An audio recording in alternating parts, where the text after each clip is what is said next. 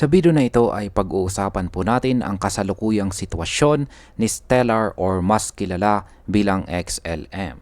Meron pong isang malaking technical na pattern dito na matagal nang nabubuo simula pa noong taong 2015. At ngayon ay papalapit na ito sa punto kung saan pwedeng magkaroon ng malaking galaw sa presyo.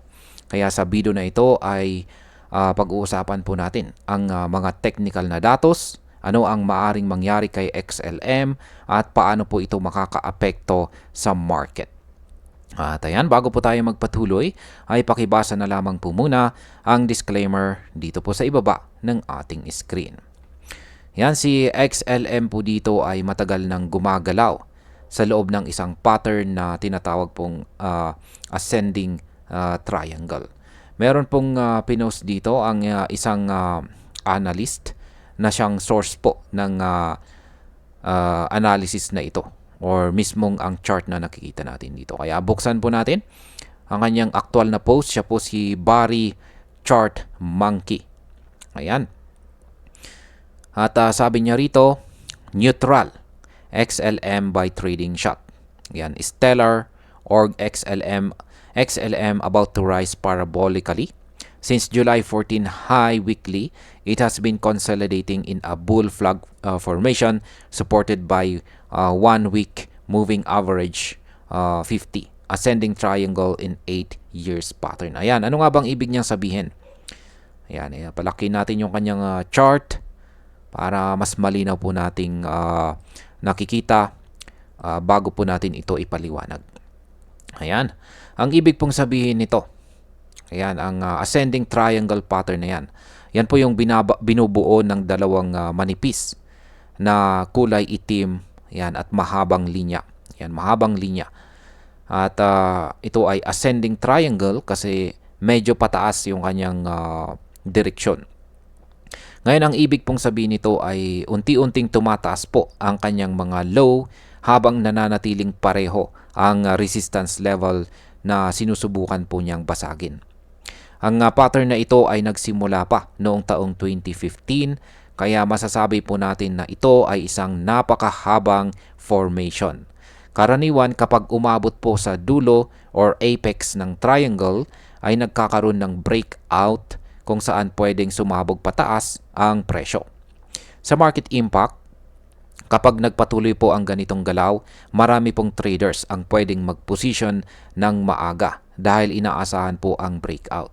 Ang anticipation na ito ay pwede pong magdulot ng mas mataas na demand para kay XLM sa mga susunod na linggo or buwan. Ngayon ay bakit po ba mahalaga ang 0.30 na support level? Sa chart na ito ay sinusundan po ng mga analyst. Ayan, sinusundan ng mga analyst ay nakikita po ang 0.30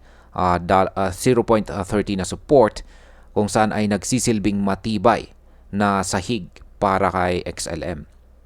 Ilang beses na po itong bumaba malapit dito. Ngunit palagi po itong tumatalbog or nagkakaroon ng rejection pabalik pataas. Ang paulit-ulit na pagdepensa sa price level na ito ay nagpapakita po na maraming buyers ang willing bumili tuwing nasa area na ito ang presyo. Kaya sa market impact, ang pagkakaroon po ng solid support ay nakakadagdag ng kumpiyansa sa mga investors. Kapag alam po ng market na hindi madaling basagin ang 0.30, mas marami ang papasok para bumili.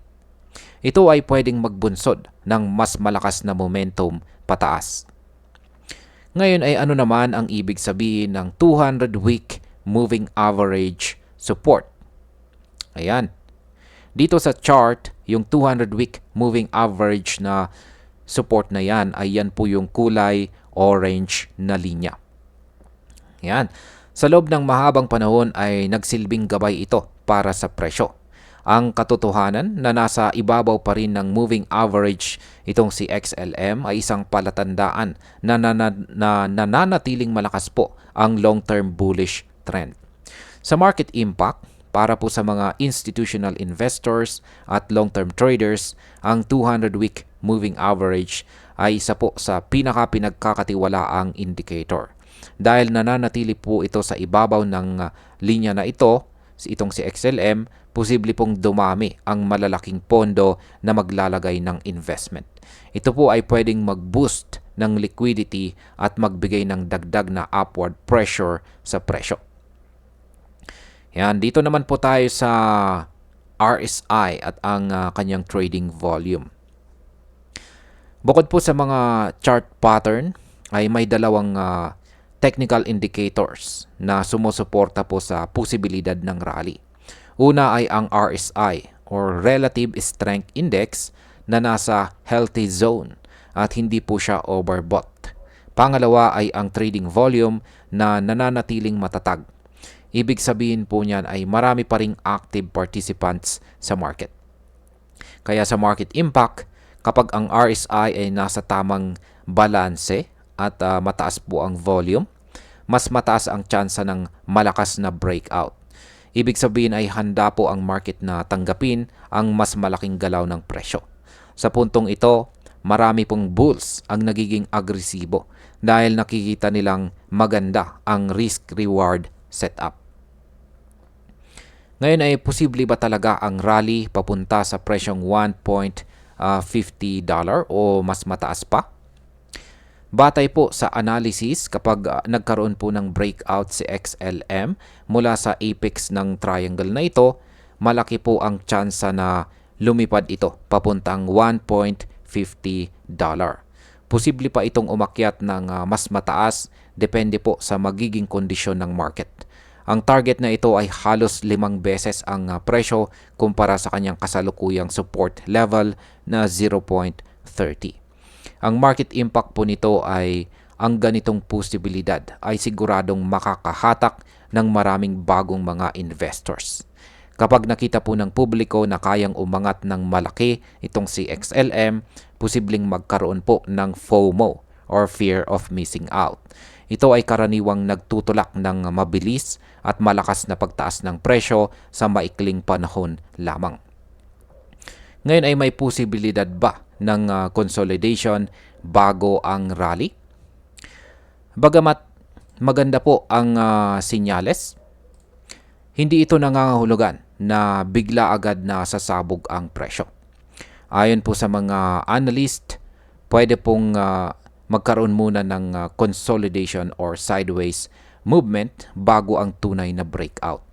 Ang mga pasensyosong investors or mga investors na may mahabang pasensya ang siyang makikinabang dito dahil handa po silang maghintay ng tamang pagkakataon. Kaya sa market impact, ang consolidation phase ay minsang nagiging dahilan ng pagka-bored ng ibang mga traders kaya lumilipat po sila sa ibang mga coins. Pero para po sa mga malalaking investors, ito ang panahon para mag-accumulate ng mas maraming XLM bago po dumating ang rally. Kapag natapos po ang phase na ito, mas malaki ang puwersa ng breakout. Ano po ang pwedeng mangyari kapag nagkaroon ng breakout confirmation? Kung makumpirma po ang breakout, malamang na magpatuloy po ang malakas na uptrend ni XLM sa mas matagal na panahon. Ito po ay magbibigay ng solid opportunity para sa mga bulls dahil malinaw ang risk-reward ratio. Kapag nangyari ito, pwede pong magsilbing bagong yugto para kay XLM ang kanyang pag-angat sa market. Sa market impact, ang confirmation po ng breakout ay magsisilbing signal para sa buong crypto community.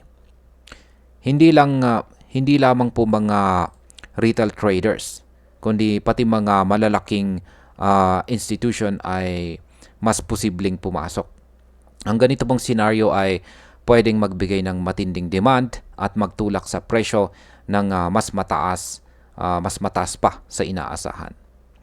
Bilang panghuli, para sa akin, ang kasalukuyang sitwasyon po ni XLM ay napaka-interesting. Ang pagkakaroon po ng long-term ascending triangle, matibay po na support sa 0.30 at suporta mula sa 200-week moving average ay nagbibigay po ng malakas na case para sa isang malaking rally. Hindi man agad mangyari bukas, malinaw na may potensyal po sa XLM na magbigay ng malalaking kita para sa mga may pasensya at disiplina.